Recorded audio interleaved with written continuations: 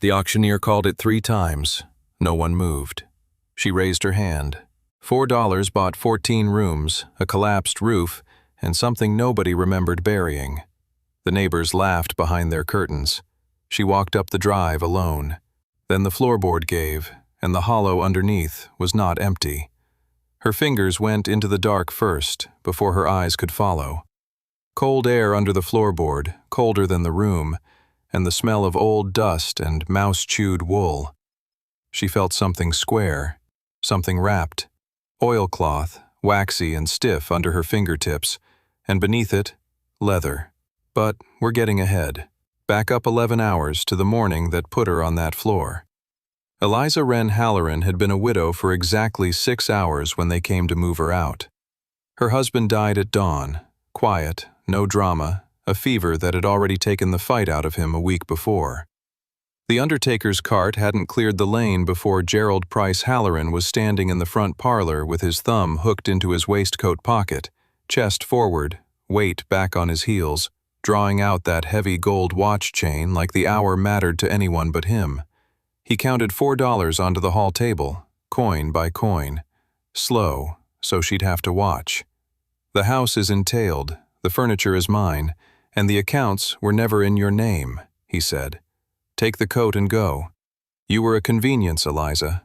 Nobody marries down and expects a legacy. He put the watch back in his pocket like he'd just finished a piece of honest business. She didn't argue. She picked up the $4, put them in the patched right elbow pocket of her charcoal wool coat, patched with mismatched gray thread because she'd sewn it herself in bad light, and walked out through the door she'd painted the spring before. Chin level, hands clasped low in front of her, gray-green eyes on the road and nowhere else. Which is how she ended up in the back row of a county auction that afternoon, standing in a room full of men in better coats, listening to the auctioneer try to unload a property nobody wanted. Thornley Gate, 14 rooms. Water in the cellar, a collapsed section of the east roof, unpaid rates going back 2 years, and a reputation for damp that had killed 3 previous sales. He called it 3 times. No one moved. She raised her hand. $1. She still had 3 left. Now, the walk up the drive.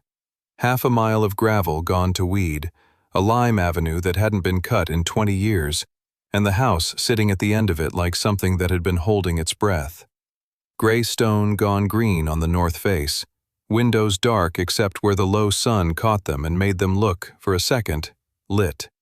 The gateposts still had their carved caps. One of them had toppled and lay in the nettles, face up, patient. On the kitchen step there was a cat. Gray, thin enough that you could count the ribs through the fur, sitting square with its tail wrapped over its front feet. It didn't run. It didn't rub against her. It looked at her the way a person looks at a train that's finally arrived 4 hours late, and then stood up and walked into the kitchen ahead of her like it was showing her the way. That cat had been waiting on that step longer than anybody in the village would admit. She surveyed the house before she let herself sit down. 14 rooms, and she counted every one with her hand on the wall, learning the temperature of each. 6 of them habitable, and habitable was a generous word for 4 of those. 2 roofs intact, the kitchen wing and 1 bedroom over it, the small east bedroom with dry plaster and a window that let in light instead of rain.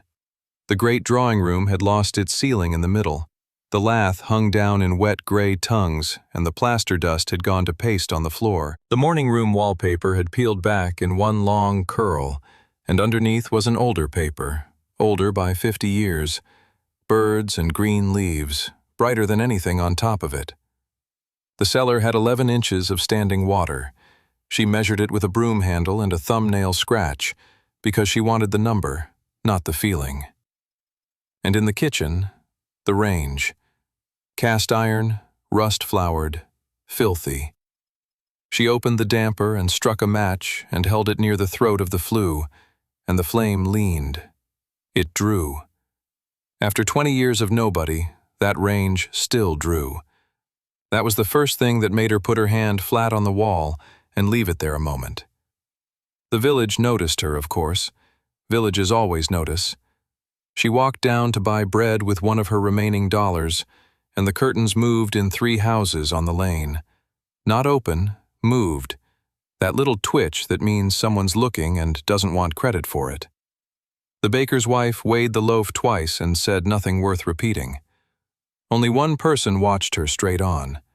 An old woman, small, maybe 5'1", standing at the corner of the lane in a black wool shawl over a plum-colored dress with jet buttons, white hair pinned flat under a black straw bonnet. Both hands stacked on the top of a knotted blackthorn walking stick with a worn brass ferrule, pale gray eyes. She didn't nod, she didn't speak. She just looked at Eliza the whole length of the road, all the way to the turn, the way you look at something you'd been told would happen and had almost stopped believing. Margaret Dowsett went home and didn't tell anyone what she'd seen. Not that day. The first night, Eliza slept in the east bedroom.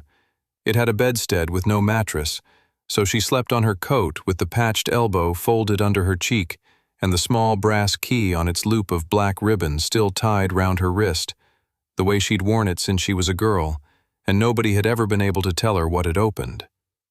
The cat came in at some point and lay against her spine like a bag of warm sticks. The house talked all night. Everything old does. Beams settling, water finding a way down somewhere in the west wall, a shutter that had been loose since before she was born, and under the hall runner outside her door, one board that spoke differently from the rest. She'd noticed it 3 times that day, going up, coming down, going up again. That hollow knock, a half-tone lower than every board around it. The kind of sound that means air underneath where there shouldn't be air. At about 2 in the morning, she stopped pretending she was going to sleep. She rolled the runner back, took the fire iron from the grate, worked the tip into the seam and levered, and the board came up with a long, dry groan and a shower of grit. And there it was, a hollow the size of a bread tin, lined with dust and mouse nest and 100 and some years of nobody. She reached in, and she pulled out a leather journal wrapped in oilcloth, the wax cracked at the folds, the date pressed into the cover in dulled gilt. 1847, and on the flyleaf, in ink gone brown, her own family name. The candle guttered when she opened it, like the house itself flinched. Eliza Wren Halloran sat on the edge of the one dry bed in the one dry room, charcoal wool coat still buttoned, the patch at her right elbow catching the light in mismatched gray thread, and turned the first page of a book that had been sealed behind stone since before her mother was born. The flyleaf said Halloran. The first entry was dated the 9th of March, 1847, and the hand that wrote it belonged to a woman named Wren Halloran. Wren. Her own middle name. The name her uncle had told her, flatly, at 11 years old, was a mistake on the parish register. There was no Wren, he'd said. There was never anyone by that name in this family, and you'd do well to stop asking. He lied. Congratulations to him.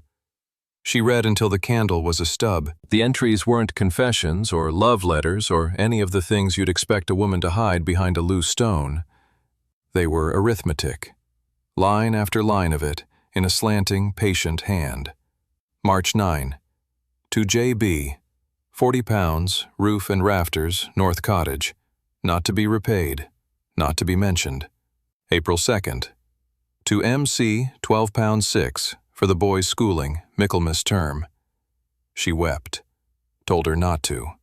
June 17. To the widow at Thorn Lane, initials only, R.D. 8 pounds, coal and rent through winter, left in the flour tin. She will pretend she found it. No surnames. Ever. Just initials and sums, down the page like a bank ledger kept by someone who didn't want a bank involved. 40 pounds here, 8 there, 12 and 6. In 1847, that was a fortune handed out in pieces to people who never got to say thank you, because thanking her would have ruined the whole arrangement. Eliza did the arithmetic in the margin with a pencil stub. Just the first 11 pages. 294 pounds, given away by a woman the family had erased so thoroughly that her own great-granddaughter grew up thinking the name on her birth record was a clerk's slip of the pen. She fell asleep with the journal open on her chest and the brass key on its loop of black ribbon still tied to her wrist. Morning came in gray through a window that let light instead of rain. The east one, the good one. And downstairs, someone was working on her door. Not knocking, working. She came down the stairs that groaned and held, and there was a man in the kitchen doorway with the warped door lifted clean off its hinges and propped against the dresser. Broad-shouldered, tall, a week of dark stubble along the jaw, sleeves of a collarless cream linen shirt rolled to the elbow over forearms weathered ruddy. An oiled brown canvas work coat hung on the newel post. Heavy black hobnailed boots caked in dried lime dust. On the flagstones beside him sat a dented green-painted tin toolbox with a rope handle. He didn't look up. He was planing the frame, long, slow strokes, shavings curling onto the floor in pale ribbons. She stood there, straight-backed, chin level, hands clasped low in front of her, waiting for an explanation. She got about 40 minutes of silence instead. When he finally hung the door and swung it, and it swung, sweet and true, latching with a small, clean click instead of the shriek it had made yesterday, he wiped his hands down his moleskin trousers, picked up his coat, and looked at her for the first time. Deep brown eyes. Head tilted slightly, like he was listening to something in the walls. Frame was swollen, he said. It'll drop again come damp. Shim it then. That was it. That was the whole speech. He left the green toolbox sitting on the flagstones and walked out, slow and deliberate, hands in his pockets, down the drive past the wild garden where the roses still bloomed in the corners nobody trimmed. She didn't get his name until Thursday. She didn't ask. Something about the way he'd known exactly which hinge was the bad one made asking feel like the wrong move. The cat watched him go from the top of the cold range. Thin thing, gray. It had been in this kitchen the first morning, patient as a debt. She decided the range was next. It was a great black iron beast, and by all rights it should have been ruined. But the firebox was sound, and the plate rang solid under her knuckles. She laid kindling. She laid coal she'd carried up from the yard in her skirt. She struck a match with her hands shaking from cold and hunger, and something closer to hope than she'd admit. For 90 seconds it was beautiful. Then the smoke came back down. Not a wisp, a wall. It rolled out of the firebox and filled the kitchen floor to ceiling in under a minute, black and greasy and stinking of soot that had sat undisturbed for decades. She couldn't see the window. She got the door open, the door that now opened, thank God, and stumbled into the yard, coughing hard enough to bend double, eyes streaming. The pale birthmark low on her left jaw smeared black, freckles across her nose lost under grime. The cat came out behind her with immense dignity and sat down in the wet grass. She scrubbed that kitchen for 6 hours, ceiling, walls, the good dresser, the flagstones. Everything she owned smelled of smoke for a week. Fine. The cellar then. 11 inches of standing water, black as tea, and she went at it with a galvanized bucket and a rope because there was no pump and no money for one. Down the steps, fill, up the steps, sling it out the yard door, back down. Her palms blistered by the second hour and split by the fourth. She wrapped them in strips of her petticoat and kept going. 240 buckets before dark. She measured against a scratch on the wall. 11 inches down to 6. 6 inches of victory, earned with a rope handle and a back that wouldn't straighten. She slept like the dead. And in the morning, the cellar was at 11 inches again. Here's the thing about that moment, and stay with me, because this is where most people would have walked.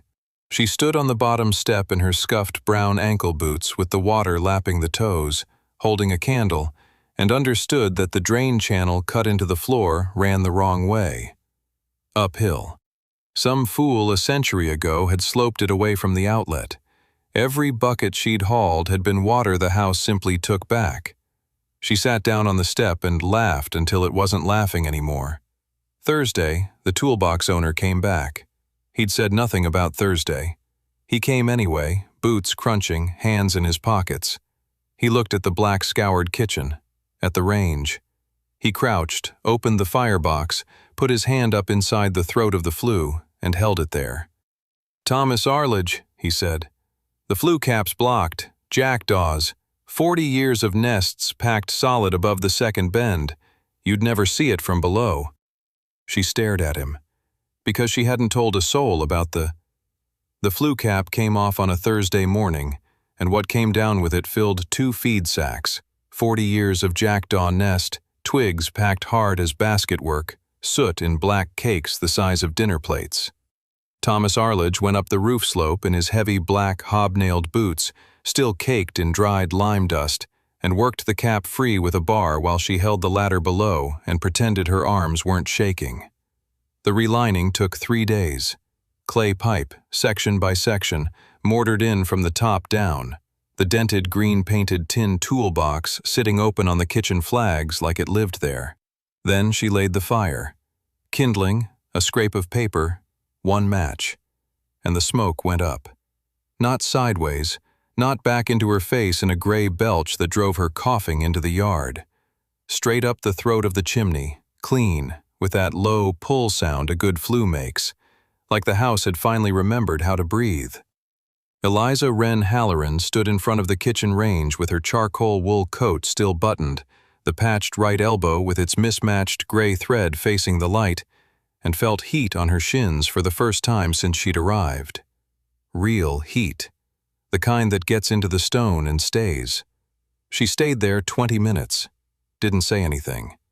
The thin gray cat that had been waiting in that kitchen longer than she had came out from behind the copper and lay down on the warm flags with the patience of something that had known this would happen eventually. The carriage came 4 days later. Gerald Price Halloran did not knock. Men like Gerald never knock. Knocking implies the door might not open for you. He came through the yard in his black wool frock coat and gray silk waistcoat, the dark green cravat tied so tight his fleshy jaw sat on it.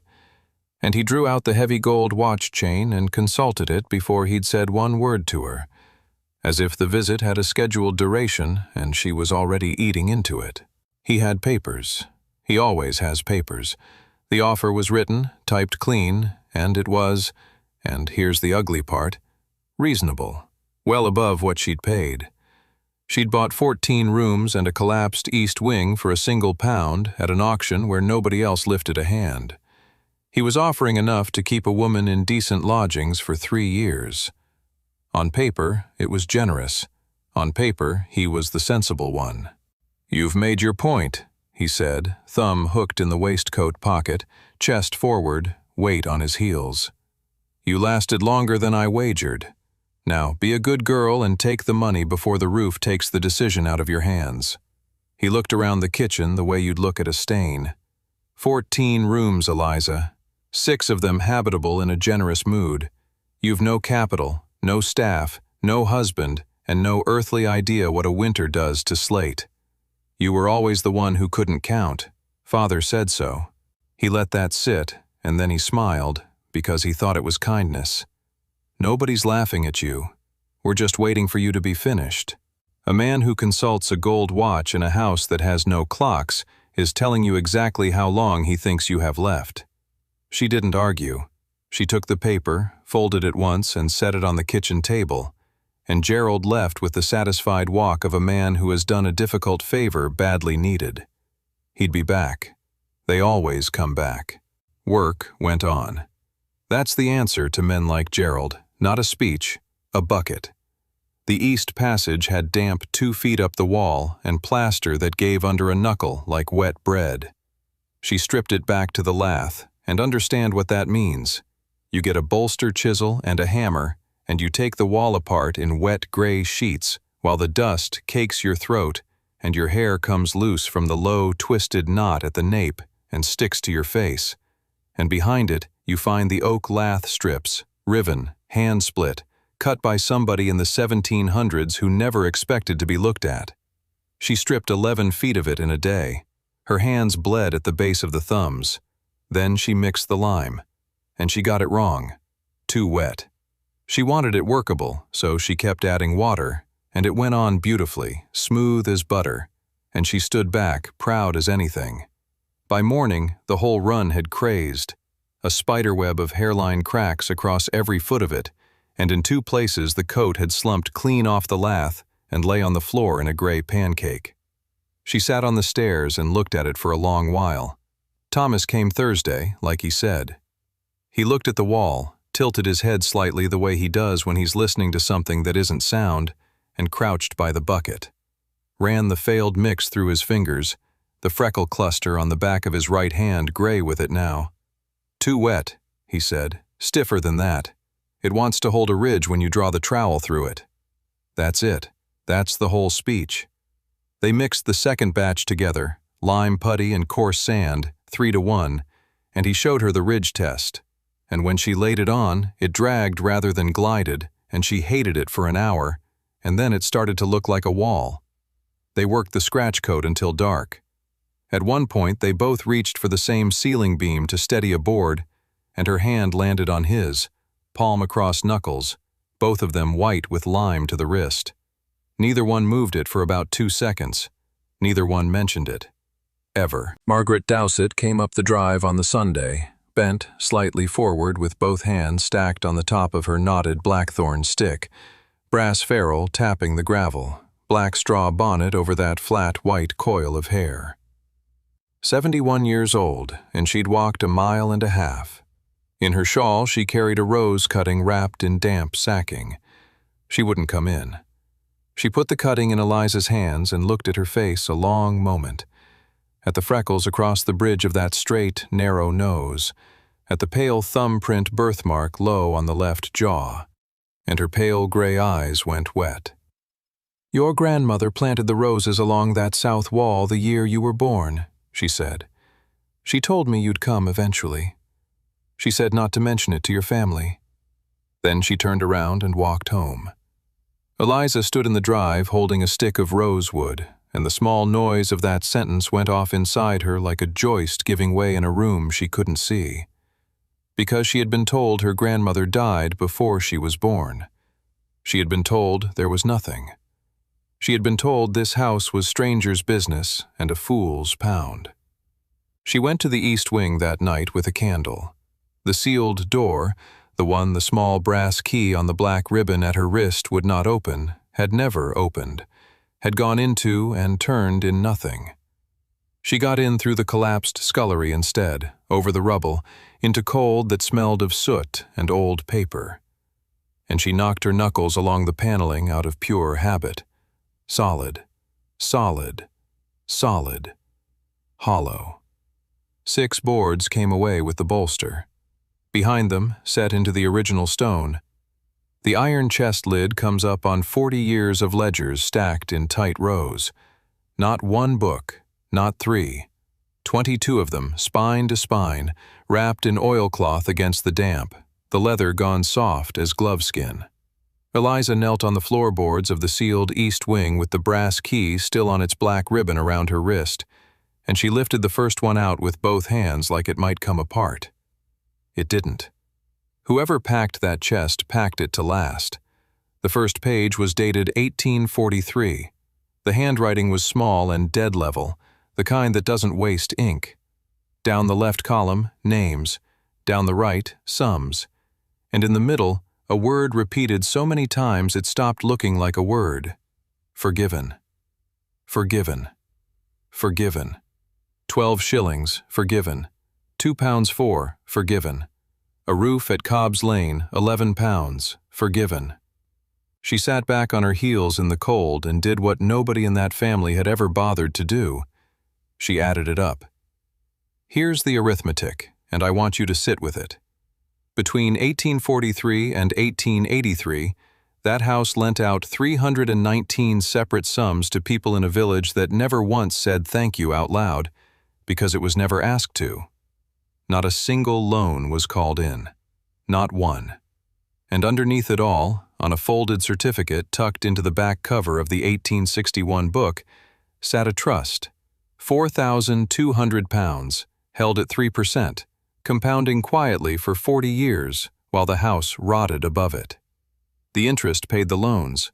The principal was never touched. The old woman of this house wasn't poor. She was invisible on purpose. Eliza worked through the night with a candle stub and her charcoal coat buttoned to the throat, the patched right elbow going gray with dust.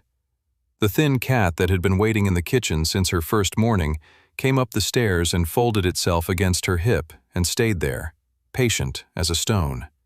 She reached 1851 near 4 in the morning, and there it was, a name she knew better than her own. Alice Wren.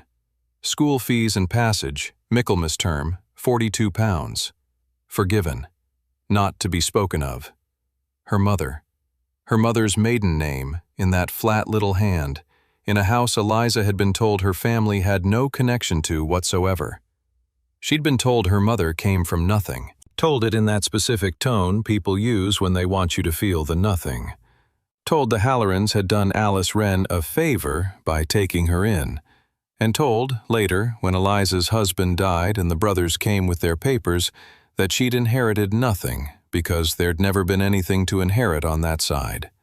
£42, not to be spoken of. They cut her mother off because somebody else paid for her.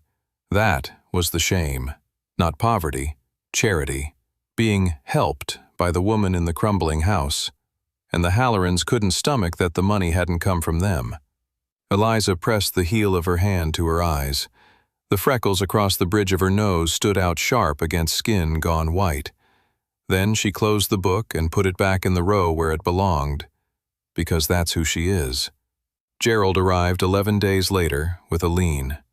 He came up the drive in a hired trap, black frock coat, gray silk waistcoat, that heavy gold watch chain looped across his front, and he drew the watch out before he'd even got both feet on the gravel, as if the house owed him the time it was costing him. "There's a creditor's claim on this pile," he said, tapping the paper against his palm. £90, secured against the fabric of the building, dated before you ever signed your name to anything. Payable by the 1st of December. He looked her up and down, at the patched elbow, at the boots with the worn heels. "Eliza, be sensible. You're a widow in a dead man's coat scraping plaster off a wall. You haven't got £90. You haven't got 9. My offer stands until the deadline, and after that it drops, because after that, I'm buying a ruin off a bank instead of doing a favor for a woman too proud to know she's finished." Then he smiled and said the part he'd been saving. "Your mother was charity, and you're charity. It runs in you." He didn't know what he'd just handed her. He never did. She said nothing. She let him drive away, and she went back inside and lifted the next bucket. November broke the roof. 4 days of rain that came in flat and steady, and on the third night the west slope let go. Not dramatically, no crash, just a slow surrender of slate and lath over the long gallery, and water coming through in a sheet the width of a doorway. Thomas was there by 7 the next morning with the dented green tin toolbox and his hobnailed boots caked in lime dust, and he stood in the wet with his hands in his pockets and his head tilted, looking up at it a long while. "Rafters are sound," he said. "It's the battens.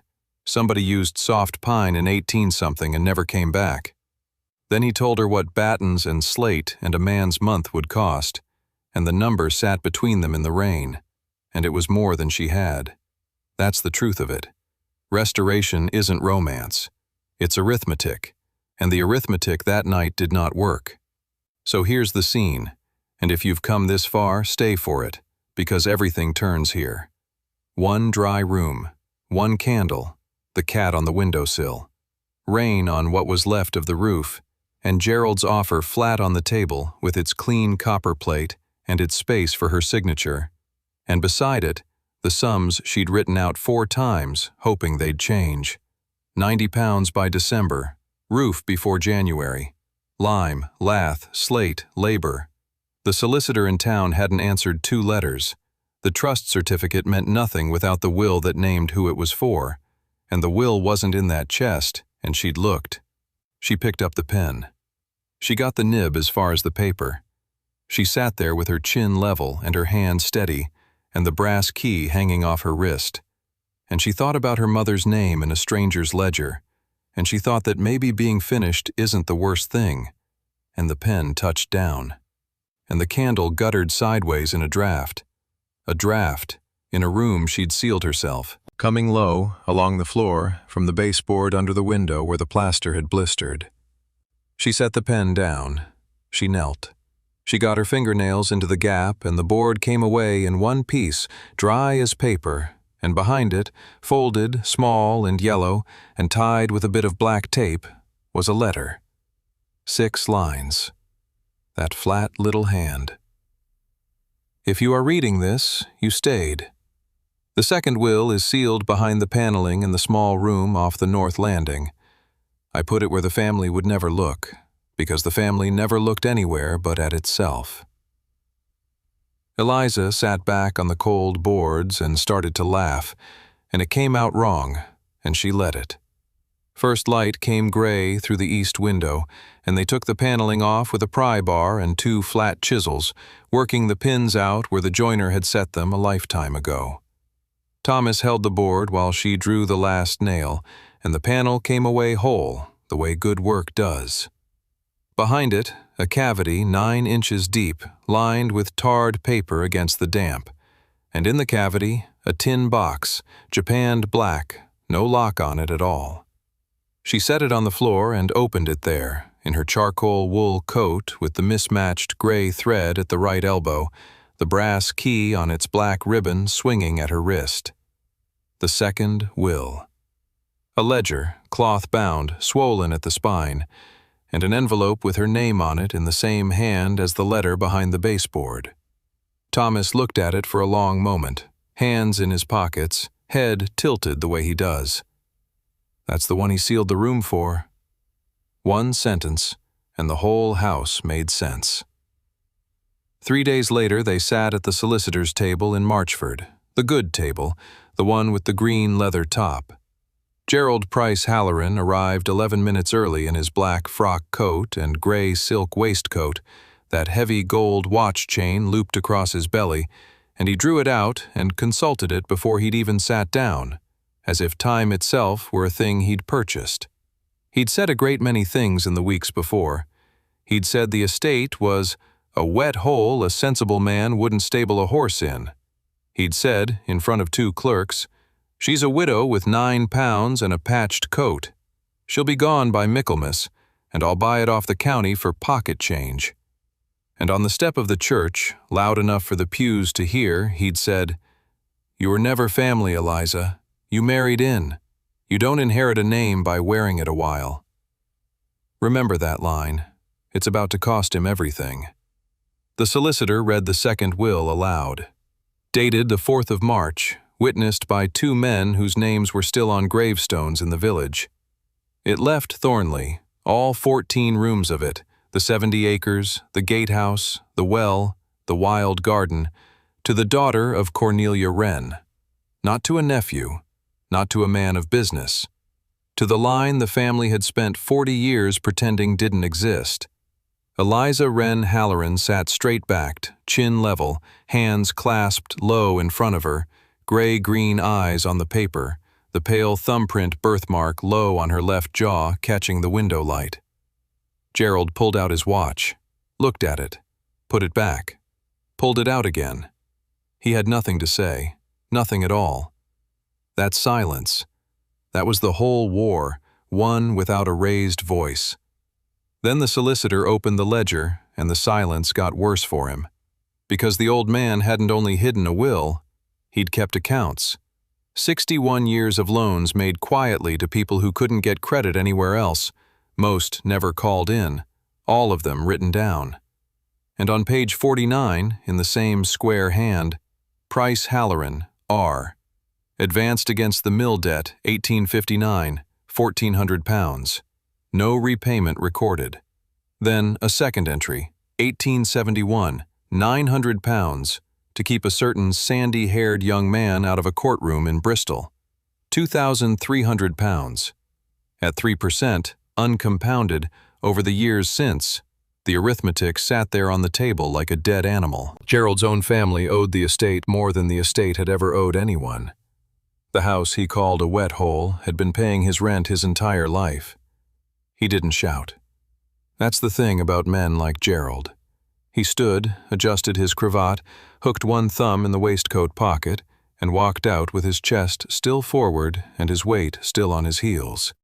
And every step of it was a man carrying a bill he could not pay. He never came back to Thornlie. His offer stayed in her coat pocket for a week, and then she used it to light the kitchen range. The village came after that, and it came slowly, one at a time, the way trust always does. First, the firewood.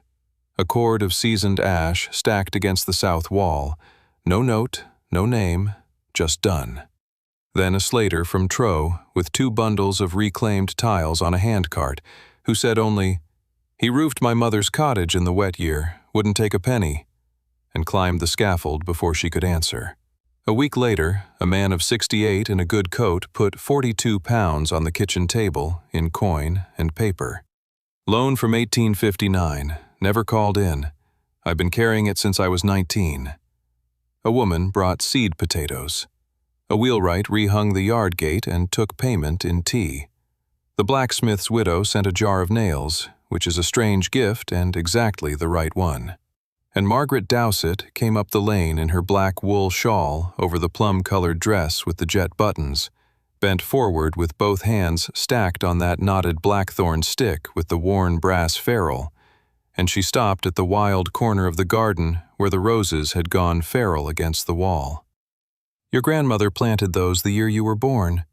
She said you'd come eventually." Eliza stood in the mud and did not trust herself to speak. The work took the rest of that year and most of the next. The cellar drain was recut with fall the right direction and stayed dry through 2 winters. The east chimney drew clean once the flue cap came off. The stair rail, the one with the cracked newel, the one they'd argued about for 3 days over whether the post was load-bearing, was rebuilt in oak that Thomas cut and seasoned himself, and when it was done, you could see exactly where the old wood ended and the new began. They didn't hide the joint. They didn't hide any of it. The patched plaster shows lighter than the old. The replaced floorboards run a different grain across the landing. Scars are just history that decided to stay visible. On the morning it was finished, she ran her hand along the rail, and Thomas put his hand over hers. Brief, deliberate. The freckle cluster on the back of his right hand against her knuckles, lime dust on both of them, the dented green tin toolbox sitting at the foot of the stairs with the rope handle frayed to nothing. Neither of them said a word. After 2 years, they didn't need to. 4 years on, the garden blooms where it ran wild, the kitchen range draws clean, and 11 of 14 rooms are warm. The thin gray cat that was waiting the first morning sleeps on the hearth now, fat and unimpressed. A woman stands at the gate with a valise and a coat too thin for October, working up the nerve to knock. Eliza opens the door before she does. Doesn't ask her name. Doesn't ask what happened. Just steps back and says, "Come in. There's a room with a dry roof." The house was never the inheritance. Anyone can be handed a house. The thing that got handed down at Thornlie was harder than that. The stubbornness to stay standing in a place everybody else had already written off. There are ruins like that in every county. Somebody's waiting in one right now. Go find out what's behind the paneling.